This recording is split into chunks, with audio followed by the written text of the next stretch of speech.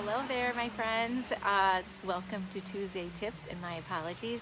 I am late for my own live, and as if on cue, the garbage truck comes up behind me. Always something. So sorry, I'm probably about 3 minutes late. Thought I would squeeze in a trip to the grocery store, like quick, before I started this. And does it ever go like that? Look who's here. Hi, Tracy. Nice to see you. Give Raven a smooch for me. I want to know how he's doing. Look at this boy. We get the back end. You want to turn? There he is. Oh, it's a little warmer out here than I thought. It looked like it was going to rain. So today we are going to talk about meeting our dogs where they're at. And for a number of reasons, this is where we're at in our lives right now. And I wonder how many of you might be dealing with some of the same issues or something similar. So I would love to hear your comments on this. I would love to just have a discussion because I think there are so many different ways this could go. Hi, Janice. How are you? So after I'm just going to have my notes at the ready because I put a lot of things down and I don't want to leave anything out. But we move that over. So the 4th of July, I don't know if you saw any of my stuff on Instagram or Facebook, but the 4th of July did not quite go as planned with Rory. As much as I had talked about preparing our dogs for fireworks, and that goes along with thunderstorms too, I didn't do everything that I could have done. I kind of ran out of time with my daughter. We had her wedding reception here at their house, and so there's a lot of planning to do when we got up here. So everything that I was going to do, had planned to do, got kind of cut a little bit short, and so I was not as well prepared as I would have liked for Rory, or to help him prepare or kind of protect him, because I wasn't really sure how he was going to respond. He had been doing pretty well as a puppy with, doing different counter conditioning with different loud noises and just unexpected things happening in different environments. So, I'm always talking about socializing. So we've done a lot of that, and we continue to. So I felt like he was doing really well, and then we had talked about doing some preparation, like using talk about sounds. Well, it has to happen. The garbage has to get picked up, and we're outside. So I'm thankful for the garbage collection. I am. Hopefully you can hear me okay. But one of the things that we did to prepare was use a sound effect app with the sound of fireworks, which even if I had a chance to get that on a loudspeaker where it would have been just a higher volume, I don't believe that it would have done justice to how close the fireworks were to us. We didn't go to the fireworks, but they kind of came to us, as it is in most cases, or the neighbors are blowing off fireworks, and those are just things you can't control. So he did have a bit of a freak out, and at one point, so it was before I had him outside, had him on a leash with his collar on, his ID is on his collar, and just totally unexpected. It was like a day or two before the 4th, and I was just taking him out for one last potty before bed, and it was just like fireworks in the distance just blasted, and you could see them, like the pretty kind. I don't even know where they were coming from, but pretty close to us. And he totally freaked out, and he pulled so fast and so hard, like I wasn't expecting it, that he pulled right out of his collar. So there he is, my little Sheltie. That's how that happens. He was ready to bolt with no ID, no collar or anything. And I just reached out and just grabbed a handful of fur. It was like the fastest thing I could do, and I just scooped him up and brought him inside. So that was kind of the first incident. And then on the 4th, tried to, set him up, gave him lots of exercise before, we had family over. And so I wasn't able to devote 100% attention to him either. So I had his crate door open and with a sound machine on that he could go in there if he wanted to, and pretty much kept him in the house. you know, people are just blowing stuff off all the time, neighbors and stuff. So that was going on all the time. And so all it is to say, as far as I could tell, he wasn't a freak out most of the time, hiding, pacing. And so it's just that here's the thing, like for him, and I just wonder if this is the case for any of your dogs, afterwards, because it was traumatizing for him. He didn't have any control. He obviously didn't feel safe, they don't know what it is. It's just so loud, they can feel it. He hasn't seen anything like that before, because you could actually see the fireworks. And so his response, like it can show up in different ways, but how it showed up for Rory is the next day, he didn't want to come in the house. Like we would go for a walk, he was like, oh, happy, he's himself. And then it came time to come in the house, and he like stops at the threshold. It was like right at the kitchen, doesn't want to come in. He's looking up at the light fixture. For some reason, he associated that shiny big light fixture in the kitchen area with all the bad things that happened. So we've had to do lots of counter conditioning for that. And so the whole point today is just how to meet our dogs where they're at. Like, this is what he's struggling with right now. It could be not necessarily a fear, but like a behavior issue that crops up, or something that may even seem out of context, or even not necessarily. Maybe it's something your dog has been dealing with for a while. Did you lick all that? Did you get all that? You can go in the shade, buddy. Boy, it is warm out here. Let me take this off. You can go in the shade, little boy. You have water? Yes. So just meeting them where they're at. So in that case, what it looks like for Rory, and we're still doing this, he is getting a little bit better every day, but what it looks like for Rory is I will post a video in the group. I know sometimes I say I'm going to post things and then I don't.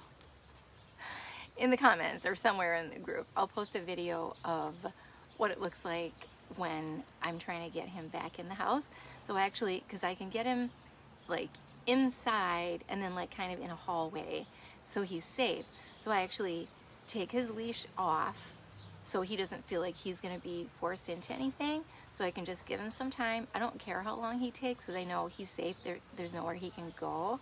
Really, he could go up a flight of stairs that just leads to another closed door.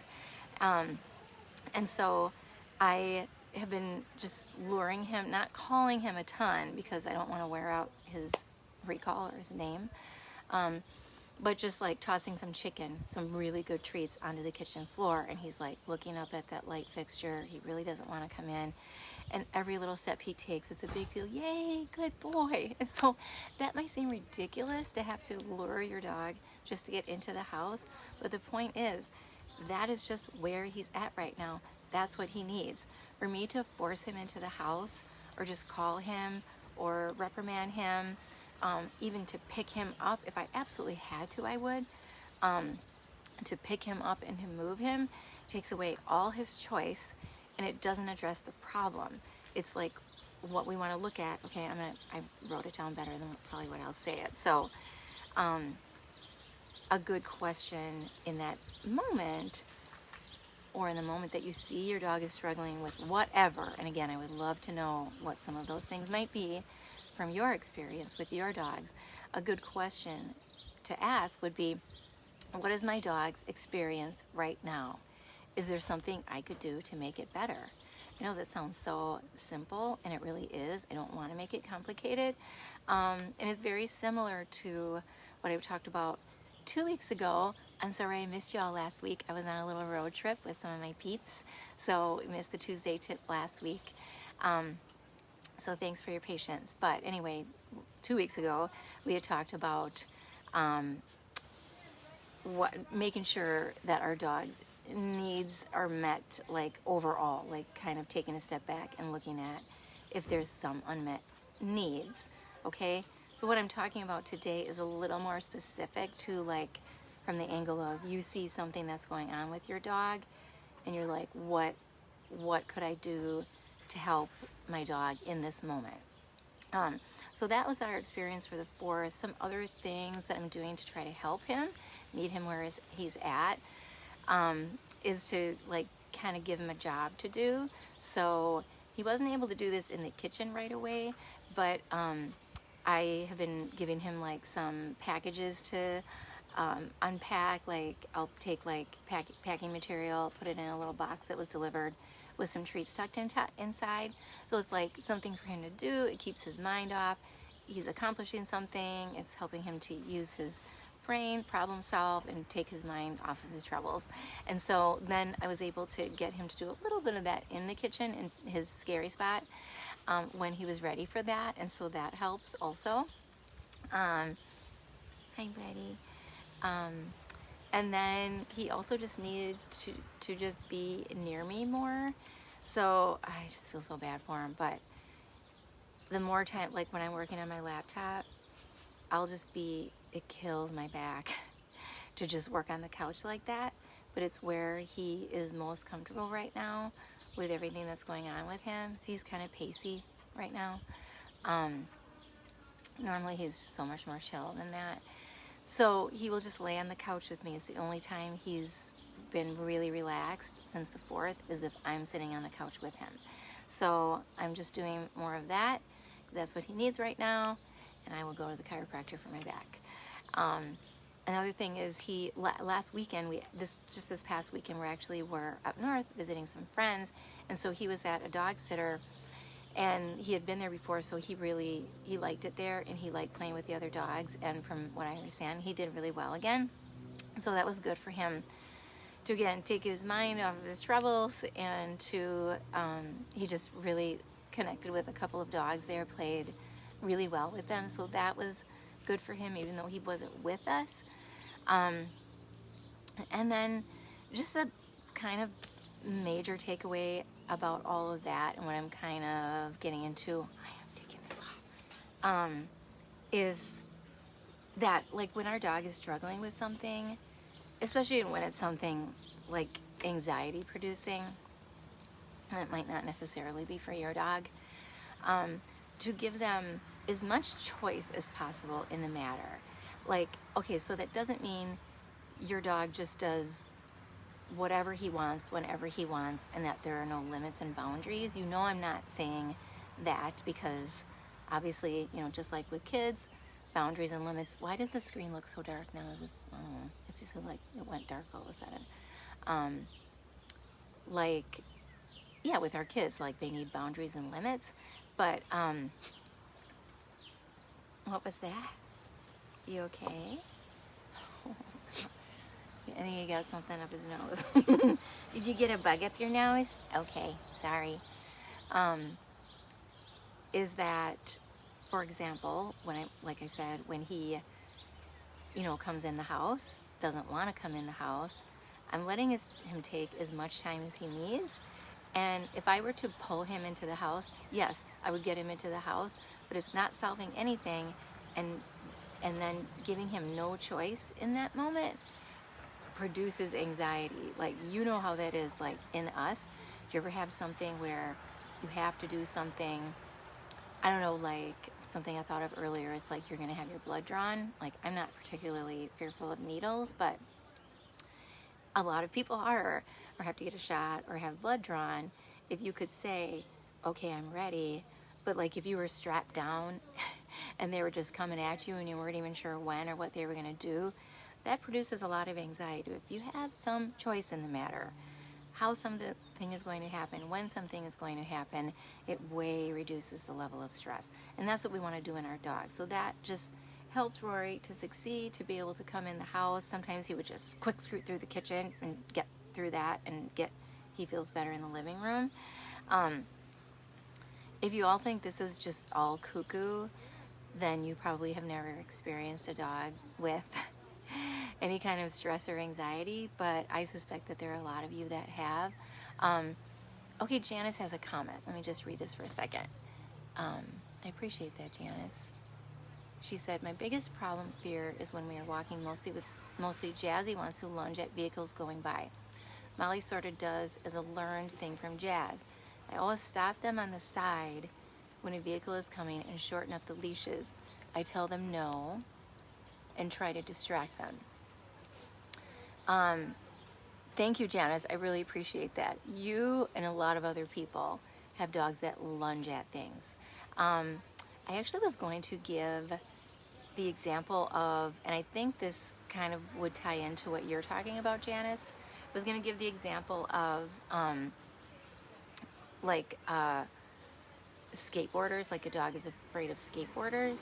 So, um, like how, because somebody actually mentioned this to me recently, that their dog, it's like, even she gets scared, like they just come up from behind and there's no chance to prepare. It's just like, boom, they're there.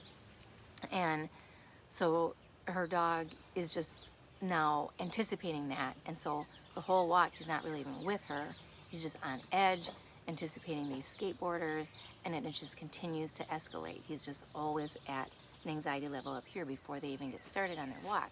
So, Janice, I just wonder if you could like change up. I don't know how much traffic you have on your regular walk, on your regular route, but do you have any opportunity to just switch up your walk to a different location for a little while, and maybe even consider walking them separately for a little bit? I don't know if that would work for them or not, but you could focus on Jazzy a little bit more during that time, and because Molly's wanting to mimic whatever Jazzy's doing, which is understandable. So if you could even get into a place where either at a different time of day or a different area where you think there's not going to be so many cars, or if you could walk in a spot where your distance from the cars is a little bit greater. Like if you could, is there like a green space you could walk in where she can see the cars, but they're not flying right next to her, where she can lunge at them? The idea is to get her at a distance where she feels more comfortable, where she has some control and has some choice. So when she's at that point, she might, in a situation like that, she might want to actually create more distance between her and the cars. And then maybe you could give her some choice in that, like just see what direction she wants to go. Like maybe she doesn't feel like she can get away, and that's a scary thing, how they just come racing up close to you. I don't know how close, but close enough for her to feel like she can lunge at them. But again, like looking at maybe what she needs to meet her where she is at that moment, I would suggest, however you do it, to give her more space between her and the cars, seeing how she does, rewarding her when she sees the cars, but she's still not lunging and barking. She's still okay. Like, oh, I see those cars. You could just even just walk back and forth. You don't have to just walk in one direction on your regular route. I hope that's helpful. And in the case of, let me know, Janice, if you find that helpful. Okay, you said you don't have a lot of traffic. I thought about what it'd be like with constant traffic, like in a town. Yeah, obviously that would be much more difficult if she doesn't have a lot, but I would suggest, again, just putting more distance between you and the cars, however you would work that. I would be curious to know also if she, hi little buddy, oh, he's gonna lay there. You wanna lay on my jacket? He's just a little more serious lately. It's okay, you can lay on my jacket. Yeah. Okay. In the case of what I was gonna say, like with the skateboarders, I was just gonna give an example of that. I was going to say that in that case, to even from inside with your dog, observe, in that case would be skateboarders, observe the skateboarders going past. So there's a barrier, it's safer, they're not just sneaking up suddenly from behind. And then again, like with the cars, Janice, I would catch the dog, catch like Jazzy or this other dog, when they see the stimulus, like the skateboards or the other cars, but they're still calm, give some fabulous treat. I'm talking like really good, like chicken. We're trying to create a new emotional response, a new positive association with this formerly anxiety producing thing. So with I'm just going to check my notes again here, because the skateboarder thing is way the heck down here. Sorry.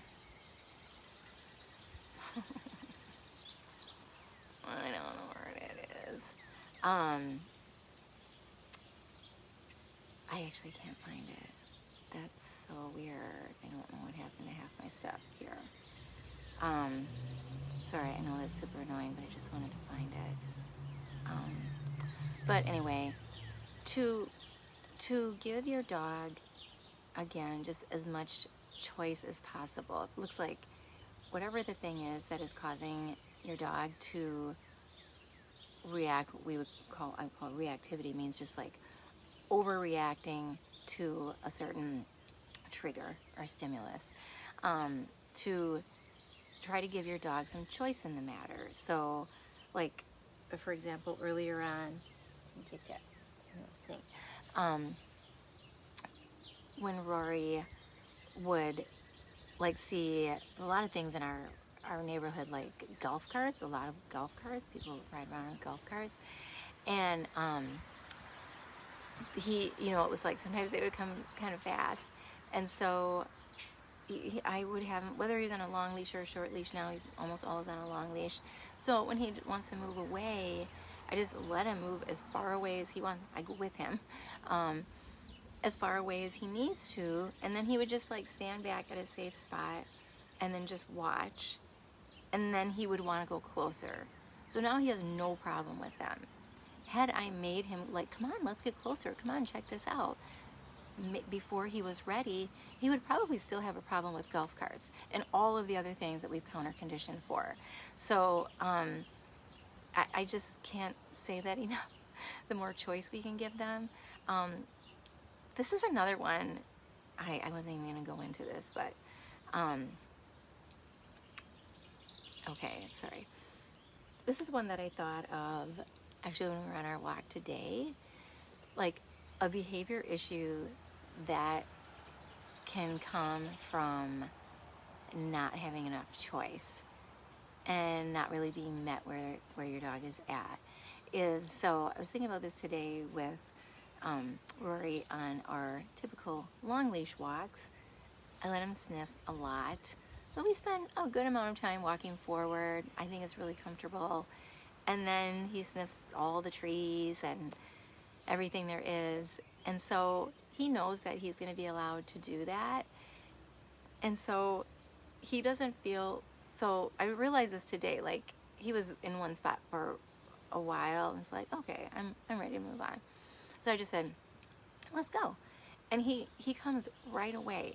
And it just kind of occurred to me today that I think the reason why he so readily stops doing what he's doing, whatever he's doing, to come when I say, is because he knows he's going to have another opportunity. It's not his one and only chance to do the thing he wants to do. Like I just let him sniff for 3.5 seconds one time on the walk.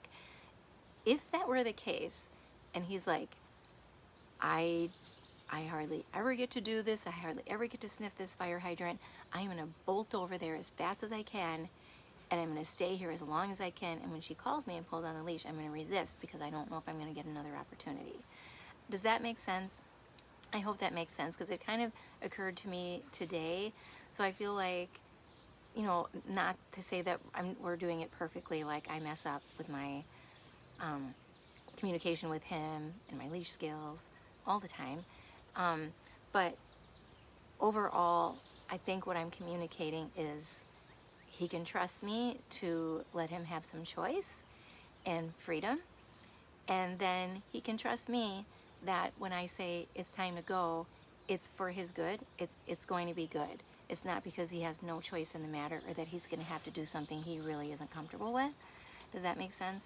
And I think I have gone all over the place now. So I'm just going to go back to my notes here. And Janice, I hope, you said I will definitely I think that's a comment from you. So that's great. That's great. Um, so, okay. So what I was going to say is, oh, sorry, I am all over the place. Like going back to the skateboarder issue, you could relate this to just about anything. Your dog is super reactive to squirrels or other dogs. Something is bothering him even in your house. Could be so many things. Again, I would love to hear from you, like what you might be dealing with. But if it happens to be something walk related, you could take a break from walks on your normal route, go to a rural spot if possible on a longer leash.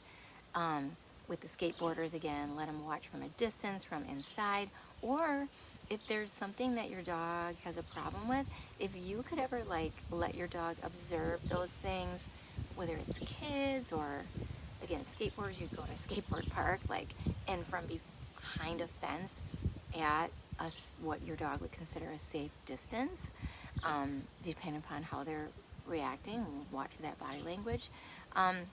And then let your dog move away whenever he needs to. So again, choice in the matter.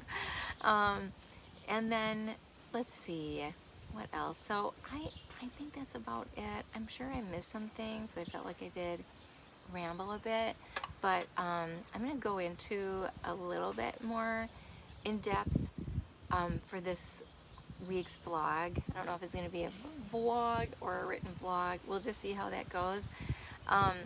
And again, it's going to be more about choice and just like how that looks in daily life, depending upon what you're dealing with. But just for now, if I could just leave you with just, again, these couple of questions you could ask yourself. What is my dog's experience right now as it relates to whatever this issue is? Is there something I could do to make it better? And then, how could I safely give my dog more choice in the matter to alleviate some of the potential stress? And that's about it. So I really appreciate you watching. Thank you for your comments, Janice. And if you're watching the recording, please feel free to leave a comment or a question. I would love to hear what's going on in your life with your dog right now. So I hope you have a great rest of your week, and we will see you back here next Tuesday. Have a great day.